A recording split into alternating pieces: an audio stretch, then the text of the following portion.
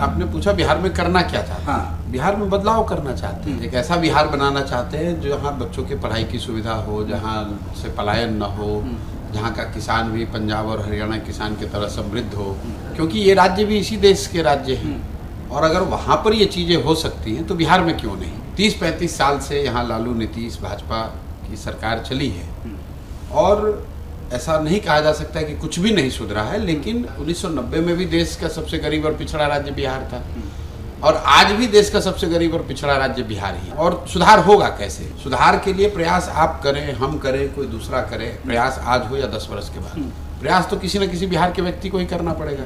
तो मुझे ऐसा लगता है कि अगर मेरे जैसे आदमी की हिम्मत नहीं पड़ेगी, मेरे जैसा आदमी अगर कोई प्रयास नहीं करेगा तो आखिर बिहार में सुधार करने के लिए प्रयास करेगा।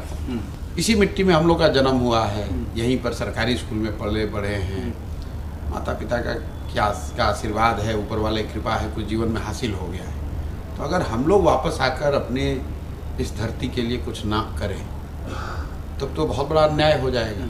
इसलिए आकर प्रयास कर रहे हैं, इसलिए नहीं कर रहे हैं कि कोई एमएलए एमपी बनना है, कि कोई आपने कहा स्थापित करना है। तो पहले से भगवान का दिया हुआ बहुत कुछ है, नाम शोहरत पैसा सब बहुत अर्जित किया है। अब समय है उस कुछ समाज को वापस देने का, और अगर कुछ वापस देना है तो उसकी शुरुआत बिहार से होनी चाहिए।